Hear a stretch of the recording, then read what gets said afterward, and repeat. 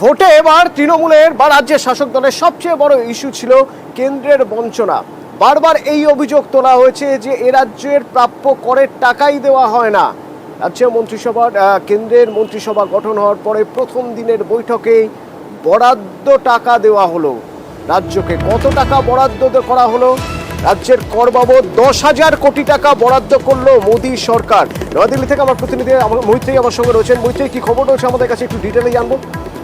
দেখো, 10,500 কোটি টাকা বরাদ্দ করা হয়েছে রাজ্যের জন্য এবং ট্যাক্স বাবদ গতকালই যখন ক্যাবিনেট বন্টন হয় তারপরেই এই ঘোষণা করা হয়। 1,39,000 কোটি টাকারও বেশি ট্যাক্স বাবদ অতিরিক্ত টাকা সমস্ত রাজ্যগুলিকে বন্টন করা হচ্ছে এবং এক্ষেত্রে একেবারে অর্থ মন্ত্রকের তরফ থেকে যেটা জানানো হয়েছে যে তারা চান যে উন্নতির বা উন্নয়নের কাজে আরো বেশি করে ব্যবহার করা হোক এবং উন্নয়নের কাজে গতি আনার জন্যই এই অতিরিক্ত টাকা দেওয়া হচ্ছে। তবে এখানেই একটা জিনিস প্রশ্ন উঠছে যে ট্যাক্সের টাকা একাধিকবার চাওয়া হয়েছে রাজ্যের তরফ থেকে, যে তাদের বকেয়া টাকা যে বঞ্চনার প্রতিবাদ জানানো হয়েছে এবং নির্বাচনের আগে সেই টাকা দেওয়া হলো না, কিন্তু ঠিক নির্বাচন মিটতে এই টাকা দেওয়া কেন? সেক্ষেত্রে দাঁড়িয়ে রাজনৈতিক বিশ্লেষকরা তারা মনে করছেন যে যেহেতু নির্বাচনে যে ভরাডুবি হয়েছে বাংলায় এবং সেক্ষেত্রে দাঁড়িয়ে তারা বুঝতে পেরেছেন যে মানুষের মনেও কোথাও প্রভাব ফেলেছে এই বঞ্চনার ঘটনা এবং এই তাদের যে বঞ্চনা করা হচ্ছে এই বিষয়টি মানুষের মধ্যেও নেগেটিভ প্রভাব ফেলেছে এবং তার জেরেই কিন্তু অনেক আসন হারাতে হয়েছে বিজেপিকে। এবং ওইতে আরো একটি গুরুত্বপূর্ণ দিক, যেভাবে তৃণমূল এটাকে প্রচারের ইস্যু করে নিয়ে এসেছে বিধানসভার পরে পঞ্চায়েতে এবং লোকসভাতেও, সেই অস্ত্র ভোতা করার জন্য হাতে আর 2 বছর সময়, সেজন্যই হয়তো বকেয়া করের টাকা 10,500 কোটি টাকা দিয়ে দেওয়া হলো এবং এ নিয়ে নতুন করে আবার রাজনৈতিক চর্চা শুরু হয়েছে। এই যে রাজনীতির একটা বড় ইস্যু ছিল, প্রচারের একটা বড় ইস্যু ছিল এবং বঞ্চনার কথা বারবার বলা হয়েছে, বঞ্চনার কথা বলে দিল্লি গিয়েছেন অভিষেক বন্দ্যোপাধ্যায়। আজ যখন 10,500 কোটি টাকা কর বাবদ রাজ্যকে দেওয়া হলো, আজ না অবশ্য গতকাল, তখন তৃণমূল কি বলছে, বিজেপি কি বলছে? প্রত্যক্ষ এবং পরোক্ষ কর বাবদ 4,60,000 কোটি টাকা বাংলা থেকে তুলে নিয়ে গিয়ে রাজনৈতিক প্রতিহিংসা পরায়ণতার কারণে বছরের পর বছর টাকা আটকে রাখা, এর যোগ্য জবাব বাংলা বিরোধীদের বাংলার মানুষ দিয়েছে। তাদের হয়তো বিলম্বিত বোধোদয় হয়েছে, কিন্তু বাংলার যে পরিমাণ টাকা পাওনা আছে আর তার কম্প্যারিজনে যে পরিমাণ টাকা বরাদ্দ করা হয়েছে, এটা পর্বতে মুশিক প্রসব ছাড়া কিছু নয়। যদি বাস্তব থেকে তারা শিক্ষা নেয় তাহলে অবিলম্বে বাংলা বঞ্চনা থেকে সরে এসে বাংলার যে ন্যায্য পাওনা তার সম্পূর্ণটা তাদের ক্লিয়ার করা উচিত। দেশকে চালাতে গেলে টাকা দেওয়ার সময়সীমা 10-15 দিন, 1 মাস 1.5 মাস কিছু হতে পারে। সেটা জিএসটির টাকা, পশ্চিমবঙ্গ যে টাকা দেয় রাজ্য থেকে তার থেকে বেশি টাকা পশ্চিমবঙ্গের কাছে ফিরে আসে। এটা বঞ্চনা নয়, তাদের নির্ধারিত লুটের কারণে আজকে প্রান্তিক মানুষ বঞ্চিত হয়েছে। সরকার যে টাকার কথা বলেছে, উন্নয়নমূলক খাতের যে টাকা আসার কথা, সেই টাকা আসছে না। সেটা মূলতই 100 দিনের কাজের টাকা। সেই টাকাটা হচ্ছে প্রধানমন্ত্রী আবাস যোজনার টাকা।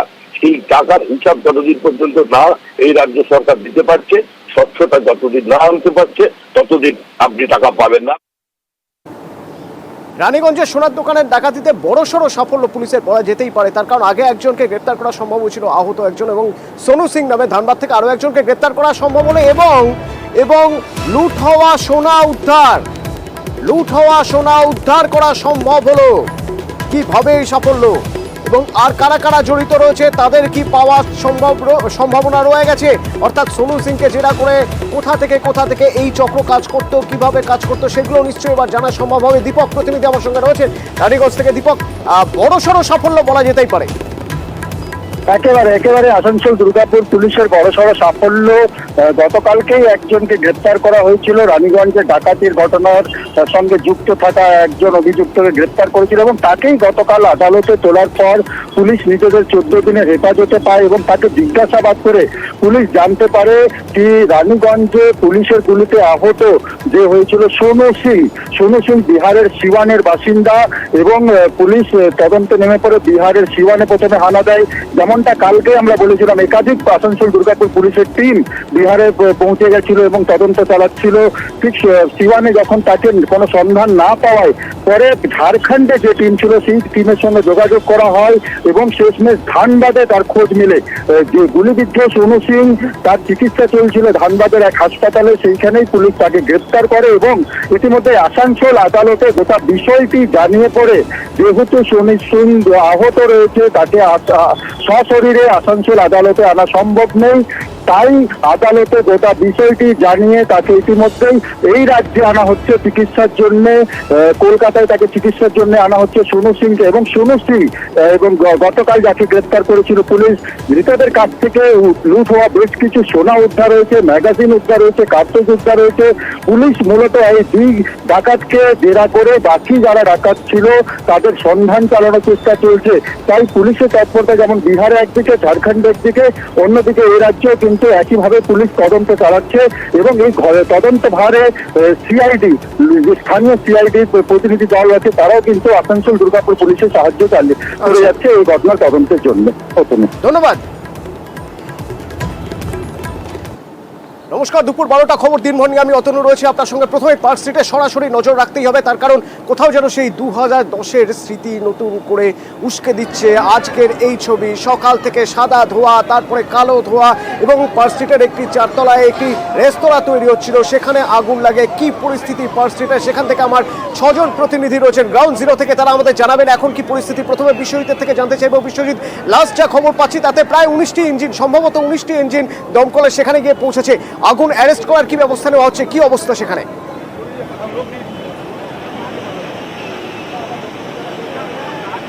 একদমই বারবার যে আগুন নিয়ন্ত্রণে আনার চেষ্টা হচ্ছে এবং সেই ছবিটাই দেখাবো অতনু, যে বারবার আগুন যখনই নিয়ন্ত্রণে এসে গেছে মনে হচ্ছে ঠিক তখনই আবারও কালো ধোঁয়ায় ঢেকে যাচ্ছে। এবং এর আগেও আমরা দেখছিলাম যে অনেকটা পরিষ্কার হয়ে গেছিল এলাকা, কারণ একের পর এক দমকলের ইঞ্জিন এসেছে। 10টা 20-25 নাগাদ যে আগুন লেগেছে, মিনিট 10-15-র মধ্যেই দমকলের ইঞ্জিন ছুটে চলে এসছে এবং তারপর একের পর এক ইঞ্জিন বেড়েছে। প্রায় 19টা ইঞ্জিন এই মুহূর্তে যে কাজ করছে এবং তারপরে আমরা দেখছি যে পেছনের দিকে, এখন সামনের দিকটা অনেকটা নিয়ন্ত্রণে, কিন্তু পেছনের দিকে গল গল করে ধোঁয়া বেরোচ্ছে। অতনু, যদি দেখি যে কিছুক্ষণ আগেও যে জায়গাটা পরিষ্কার দেখা যাচ্ছিল, যে গলিটা পরিষ্কার দেখা যাচ্ছিল, সেই গলিটা আবারও কালো ধোঁয়ায় ঢেকে গেছে। এবং এই যে গলিটা, এই গলিটা দেখো একেবারে কালো ধোঁয়ায় ঢেকে গেছে। এবং সেই গলিটা আর পেছনের দিকে, অর্থাৎ এই যে বিল্ডিংটা, এই বিল্ডিংটা একেবারে টিনের যে বিল্ডিং, সেই বিল্ডিংয়ের ওপরের তলায় যে কনস্ট্রাকশনের কাজ হচ্ছিল বলে অনুমান করা হচ্ছে যে এখানে বার রাত এইখানেই আগুন লেগে যায়। প্রথমেই যারা প্রত্যক্ষদর্শী তারা এক পাশে, আমরা পাশে একটি হোটেল, ব্যাংক এবং এই ব্যাংকের নিরাপত্তারক্ষী বা হোটেলের কর্মী যারাই দেখেছেন, প্রথমে তারা দেখেছেন একেবারে ওপরের যে অংশ, সেই অংশে একবারে আগুন লেলিহান শিখা তারা দেখতে পেয়েছেন। তারা আতঙ্কে চলে এসছেন, কেউ এক কাপড়ে নিচে নেমে চলে এসছেন এবং যে আতঙ্ক ছড়িয়েছিল সেই আতঙ্ক থেকে এখনও তারা কিন্তু মুক্তি পাননি। কারণ একবার মনে হচ্ছে যেন নিয়ন্ত্রণে চলে এসছে আগুন, কিন্তু আবারও গল গল করে আরও একবার, আবার ক্যামেরা পার্সন সুরজ প্রসাদ গুপ্তাকে দেখাতে বলবো যে পেছনের দিকে গল গল করে আবার সেই ধোঁয়া, পেছনের যে গলিটা, সেই গলিটা ধোঁয়া। বিশ্বজিৎ, সঙ্গে থাকো। যে সময় আগুন লেগেছিল 10টা 25, 20-25-এর সময় বলছো, সেই সময় যারা ছিলেন সেখানে, যারা তাদের কথা শুনবেন একবার। বিল্ডিং 1000 BC, নিচে রেস্টুরেন্ট আছে, ক্যাফে আছে, ऊपर की হচ্ছে nobody knows। रबर से और आग बढ़ रहा है। We are next door, we are so much worried about us। Biswajit, সঙ্গে থাকো। রৌনক প্রতিনিধি, আমার অপর প্রতিনিধি আমার সঙ্গে রয়েছেন। রৌনক, ভিতরে কেউ রয়ে গিয়েছেন, তাদেরকে বার করার কি ব্যবস্থা করা হচ্ছে? নিশ্চিত হওয়া সম্ভব হয়েছে ভিতরে আর কেউ রয়েছেন কিনা? দেখো, এখনো পর্যন্ত জানা যাচ্ছে ভিতরে হয়তো এখনো পর্যন্ত কেউ নেই, কিন্তু তবুও এই যে টিনের শেড, অস্থায়ী শেড, সেই অস্থায়ী শেড কেটে বের করার একটা সম্ভাবনা রয়েছে। অর্থাৎ ভেতরে কেউ আছে কিনা সেই অস্থায়ী শেড কেটে তারপরে দেখার একটা বিষয় রয়েছে। সেই বিষয় কিন্তু কিছুক্ষণের মধ্যেই প্রস্তুত করা হবে। এবং যে বিষয়টি দেখা যাচ্ছে যে এখনো প্রায় 19টি ইঞ্জিন এসে গেছে। আগুনের যে উৎসস্থল সেখানে কিন্তু এখনো পর্যন্ত পৌঁছানো সম্ভব হয়নি। এর জেরেই কিন্তু এই যে শেড কাটার প্রক্রিয়া, সেই শেড কাটার প্রক্রিয়া এখনো শুরু করা সম্ভব হয়নি। এবং বিপুল যে সাদা ধোঁয়া, সেই সাদা ধোঁয়ায় গোটা এলাকা ঢেকে গেছে। অর্থাৎ প্রায় 1 ঘন্টার কাছাকাছি সময় হতে যায়, এখনো কিন্তু 19টি ইঞ্জিন ঘটনাস্থলে রয়েছে, এখনো আগুন নিয়ন্ত্রণ নিয়ন্ত্রণে আনা সম্ভব হয়নি এবং এই অস্থায়ী শেড যে কাটার প্রক্রিয়া সেটাও কি তারা করার সম্ভাবনা রয়েছে। ভেতরে কেউ রয়েছে কিনা যেটা জানা যাচ্ছে যে এটা একটা রেস্টুরেন্ট ক্যাফে ছিল, অর্থাৎ ভেতরে কেউ আটকে রয়েছে কিনা তা সুনিশ্চিত করার জন্য এখনো পর্যন্ত নিশ্চিত করা সম্ভব হচ্ছে না। ডিসি সাউথ অবশ্য জানাচ্ছেন ভিতরে কেউ আটকে নেই। রৌনক সঙ্গে থাকো, শুনবো ডিসি সাউথ কি বলছেন। কি কারণে আগুনে টোটাল 15টা ফায়ার টেন্ডার এখানে এসছে এবং সবাই কাজ করছেন এবং fire brigade has done an excellent job এবং সেই জন্য কিন্তু এখনো পর্যন্ত ভেতরে কেউ আটকে নেই। Nobody has been trapped inside, কারুর সেরকম কোনো মেজর ইনজুরি হয়নি এবং সেই হিসেবে দেখতে গেলে এর ভেতরে যে আটকে থাকা 4টে গ্যাস সিলিন্ডার সেটাও কিন্তু আমাদের পুলিশের একজন এএসআই তিনি অত্যন্ত সাহসিকতার সঙ্গে সেগুলোকে বার করে দিয়েছেন, যার ফলে ফার্দার ফায়ার ব্রেকআউটের কোনো সম্ভাবনা নেই। আগুন এখন মোটামুটি নিয়ন্ত্রণে আছে, বাইরে থেকে ফ্লেম দেখা যাচ্ছে না। স্টেপ বাই স্টেপ পুরো আগুনটাকে কিন্তু বন্ধ করা হবে। ফরেনসিকের মাধ্যমে কিভাবে আগুন লেগেছে, ভেতরে রেস্টুরেন্ট ছিল। সরাসরি বিশ্বজিতের সঙ্গে কথা বলবো। বিশ্বজিৎ, একটু যদি দেখানো যায় সমস্যাটা কোথায় হচ্ছে, কেন দমকল কর্মীদের বারবার বেগ পেতে হচ্ছে, আগুনের উৎসস্থলে কেন পৌঁছানো সম্ভব হচ্ছে না?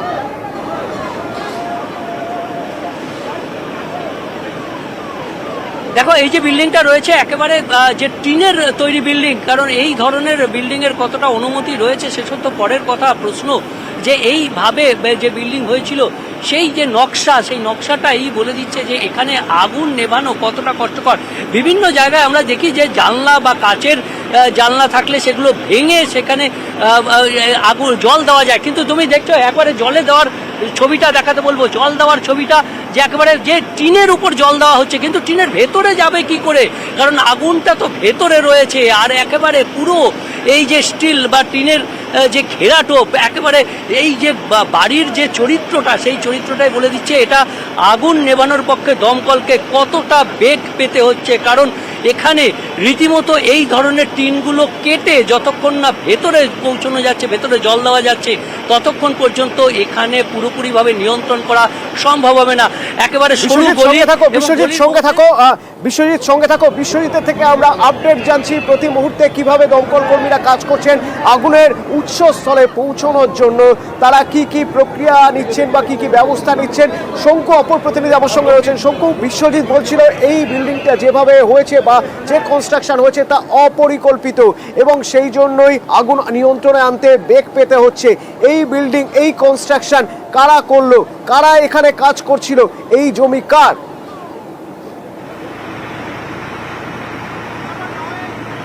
দেখো, এই জমি যার, তার সঙ্গে মিসেস মুখার্জি, তার সঙ্গে আমরা কিছুক্ষণ আগে কথা বলেছিলাম। তা কথা বলার পর তিনি আমাদের জানিয়েছিলেন তিনি একজনকে এটা লিজ হিসাবে দিয়েছেন, তাকে রেস্টুরেন্ট করতে দিয়েছেন, যাকে দিয়েছেন তিনি এই মুহূর্তে ইংল্যান্ডে রয়েছেন। আর তার সঙ্গে কথা হলো, অর্থাৎ যিনি ল্যান্ড ওনার কিংবা বিল্ডিংয়ের মালিক, বিল্ডিং বলবো না, একেবারে নিচে তুমি দেখতে পাচ্ছ নিচটা কিন্তু কংক্রিটের, আর বাদ বাকি নিচটা কংক্রিটের, বাদ বাকিটা কিন্তু সম্পূর্ণ টিনের, অর্থাৎ সম্পূর্ণ কিন্তু অপরিকল্পিত টেম্পোরারি একটা সেট বানানো। আর সেখানে আজকে আগুন লেগেছে। বলছি সাহেব, এই মুহূর্তে কি অবস্থা? একটু কিছু লাইভে আছে, এখন আমাদের কন্ট্রোলে আছে।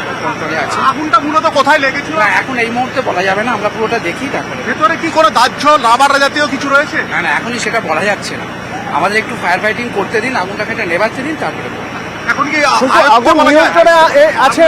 ওরা দাবি করছেন আগুন নিয়ন্ত্রণে আছে, এটা একদিক থেকে ভালো খবর, যদিও আগুনের উৎসস্থলে এখনো পৌঁছানো সম্ভব হয়নি। শঙ্কুর সঙ্গে থাকো, তুমি বলছিলে যে ল্যান্ডলেডি, তার সঙ্গে কথা হয়েছে, তিনি কি জানিয়েছিলেন আমাদের একবার শুনো।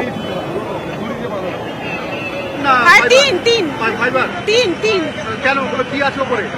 উনি যে নিয়ে আছে সে বলতে পারবে, আমি তো ছিলাম না, আমি বাইরে ছিলাম, আমরা বিদেশে। ফার্স্ট ফ্লোরে কিছু নেই, ওটা আমারই না, 3টে তলা। ও তো ওখানে কাজ করবে, বানাবে, ওখানে কি রেস্টুরেন্ট ওপরে কি বানাবার চেষ্টা করছিল, ফাঁকা ছিল, সব কাজ হচ্ছিল, ও বানাবে এখানে হচ্ছিল। তো ওই মিস্ত্রিদের যে কাজে আমার মনে হচ্ছে কিছু হয়েছে। ভেতর থেকে এতটা আগুন আসছে কেন? রাবার থেকে। রাবার? হ্যাঁ। রাবার কেন? কি হয় রাবার? কি রাবার নিয়ে লাগাচ্ছিল সে আমি বলতে পারবো না, ওনাকেই জিজ্ঞেস করব। ডেকোরেশনের জন্য রাবার? হ্যাঁ। শঙ্কু, শুরু থেকে তুমি রয়েছো, নিঃসন্দেহে যেভাবে এই কনস্ট্রাকশন হয়েছে তা আইন মেনে হয়েছে কিনা তা খতিয়ে দেখবে পুরসভা, খতিয়ে দেখবে পুলিশ, কিন্তু যে সময় আগুন লেগেছে এবং সেই আগুন নেভাতে গিয়ে যে যথেষ্ট বেগ পেতে হচ্ছে, এখনো দমকল কর্মীরা আগুন নেভাতে পারেনি, যদিও দাবি করছেন তারা অ্যারেস্ট করতে পেরেছেন। অ্যারেস্ট করতে পেরেছে, আগুন নিয়ন্ত্রণে আনতে পেরেছেন। 1.5 ঘন্টা হয়ে গেল এইরকম একটা জায়গা, পার্ক স্ট্রিটের অত্যন্ত গুরুত্বপূর্ণ একটা জায়গা, যে জায়গা 14 বছরের পুরনো স্মৃতি, স্টিফেন কোটের স্মৃতি নিয়ে আঁকড়ে রয়েছে। সেই পার্ক স্ট্রিটে এই কনস্ট্রাকশনে আগুন নিয়ন্ত্রণে আনতে কোথায় কোথায় সমস্যা হচ্ছে?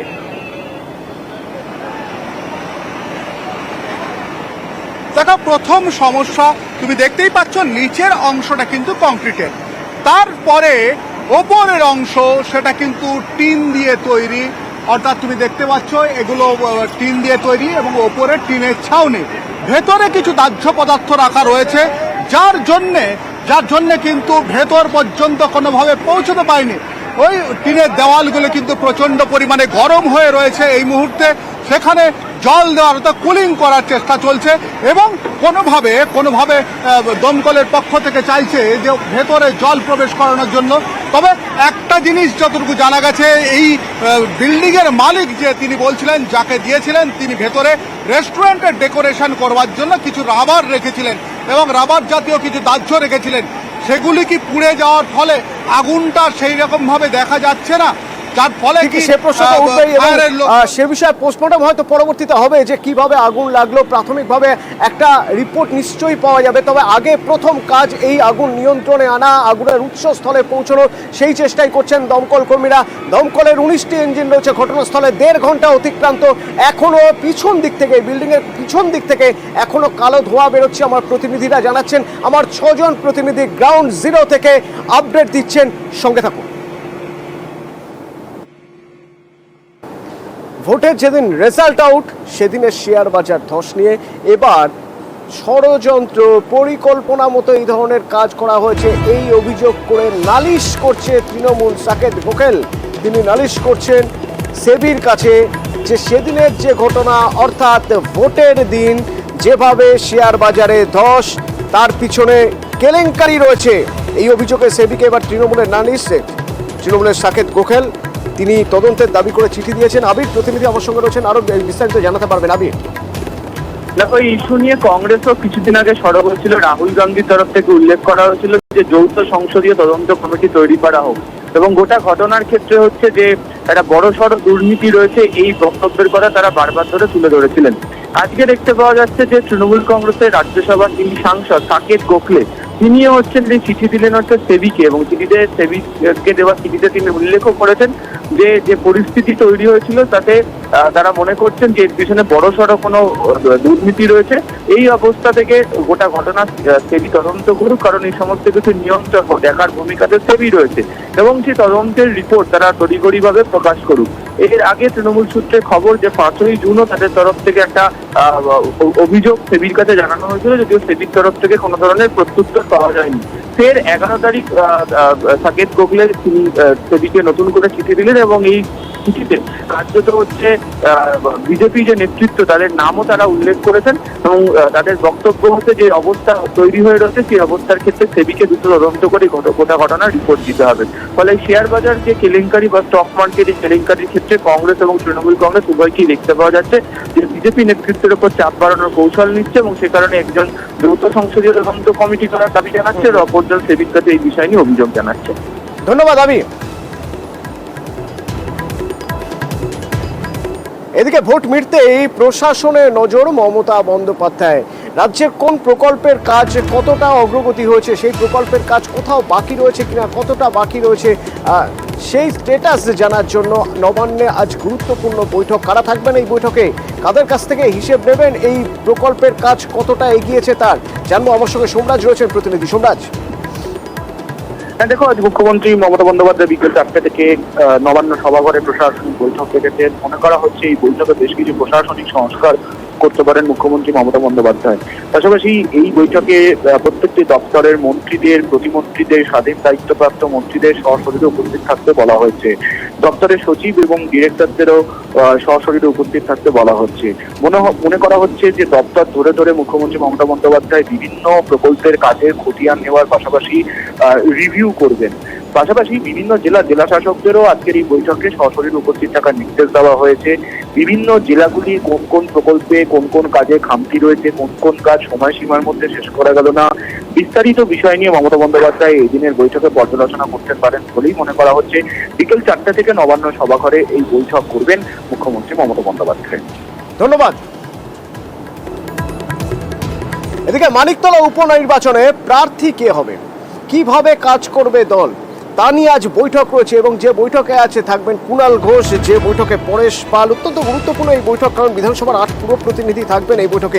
আবির প্রতিনিধি আমার সঙ্গে রয়েছেন। আবির, গতকালই মমতা বন্দ্যোপাধ্যায় কুণাল ঘোষ এবং পরেশ পালের সঙ্গে বৈঠক করেছেন, তাহলে তিনি কোনো দিক নির্দেশ দিয়েছেন যে দিক নিয়েই আজ বা যে রোডম্যাপ নিয়ে আজকের এই বৈঠক?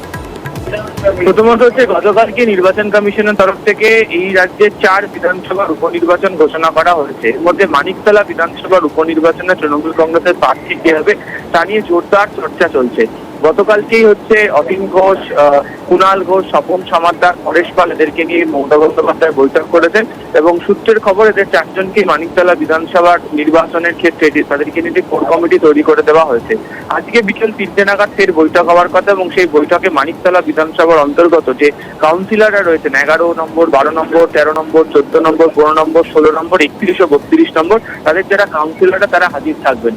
2024-এর লোকসভা নির্বাচনের ফল অনুযায়ী যেটা জানতে পারা যাচ্ছে, 31 এবং 16 নম্বর ওয়ার্ড সেখানে স্বল্প ব্যবধানে পিছিয়ে রয়েছে তৃণমূল, বাকিগুলোতে তৃণমূল কংগ্রেসের লিড রয়েছে।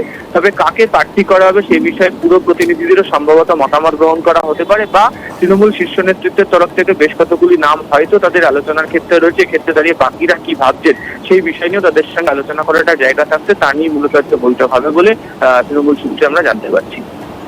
ধন্যবাদ আবির।